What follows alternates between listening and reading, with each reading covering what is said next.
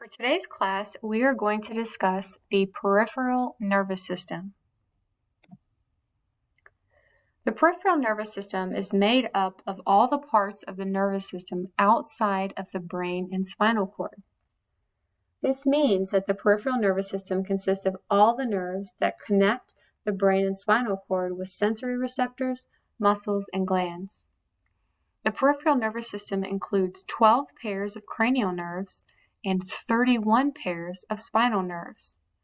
This provides, again, a complete network of motor and sensory nerves that connect the central nervous system with the rest of the body.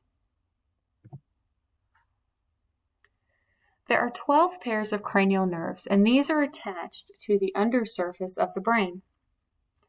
These fibers connect impulses between the brain and structures in the head and neck, and in the thoracic and abdominal cavities.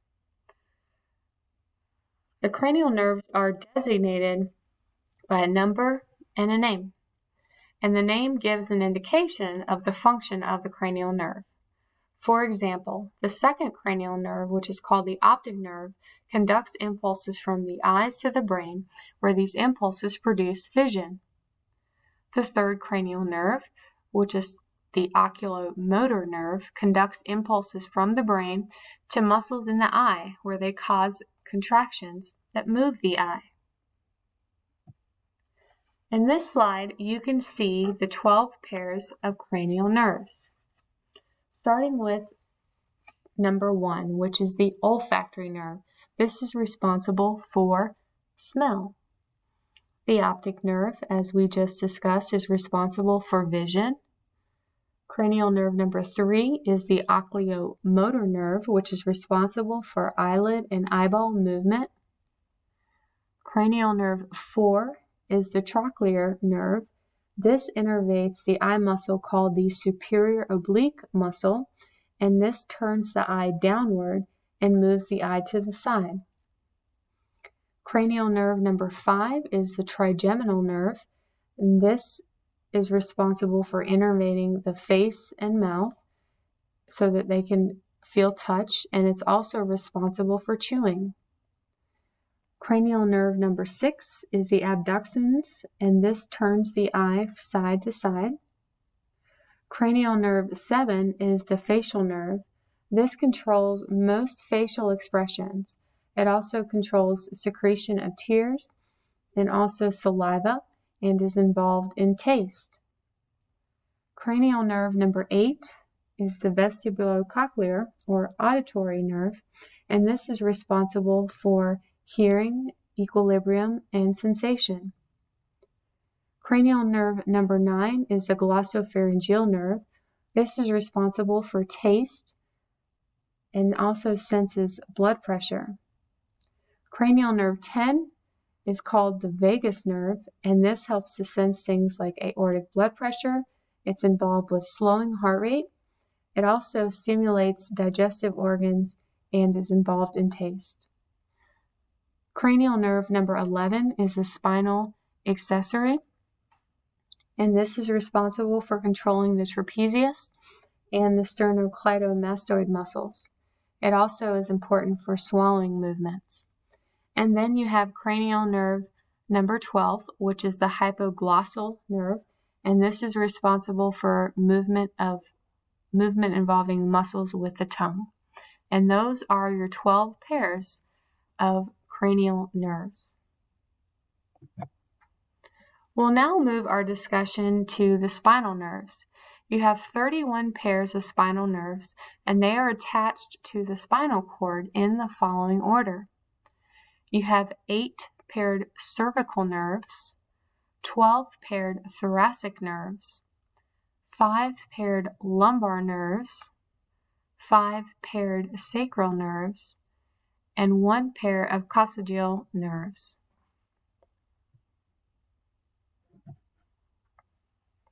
Now, spinal nerves, unlike the cranial nerves, do not have a special name.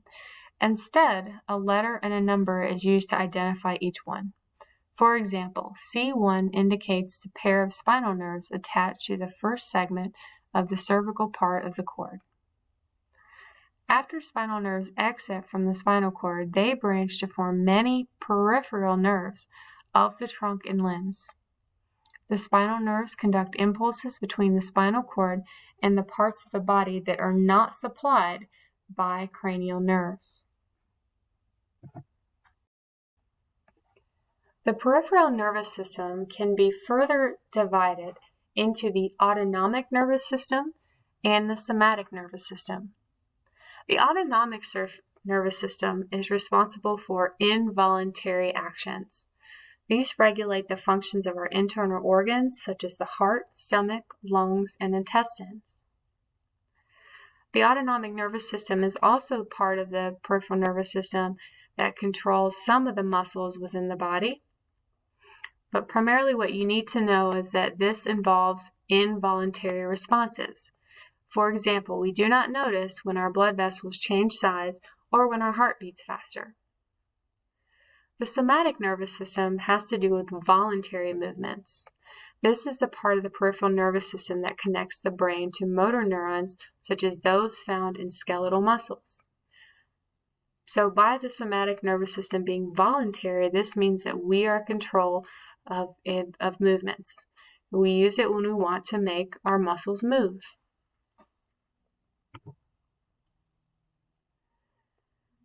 The autonomic nervous system is made up of autonomic neurons, and these are motor neurons that compose the autonomic nervous system. They conduct impulses from the spinal cord or brainstem to the cardiac muscle, smooth muscle, and glandular epithelial tissues. They act involuntary, and this involves things like controlling organs and body functions such as heart rate, digestion, respiratory rate, pupillary response, and urination. The autonomic nervous system is divided into two subdivisions. You have the sympathetic nervous system and the parasympathetic nervous system. The sympathetic division is also called the fight or flight, and this becomes dominant when the body perceives danger, as if it were to prepare to run away or stand and fight. With the sympathetic division, it causes things like your heart rate to increase, the mouth to become dry, and the pupils and the bronchi to dilate. The parasympathetic division counteracts the effect of the sympathetic nervous system, and its actions include things like decreasing heart rate, stimulating saliva production, and causing the pupils and the bronchi to constrict. And in this slide, you can see the opposing actions of the sympathetic and the parasympathetic system, where you have the sympathetic causing the pupils to dilate, whereas the parasympathetic system causes the pupils to constrict. Another example would be that the sympathetic system causes heart rate to accelerate, whereas the parasympathetic slows heart rate. But normally, the sympathetic and the parasympathetic systems are in balance. The activity of one becomes dominant depending on the body's needs. So remember, think of the sympathetic as being the fight or flight, and the parasympathetic, you can think of this as being the rest and digest, when the body operates under normal conditions. And that concludes our discussion of the peripheral nervous system.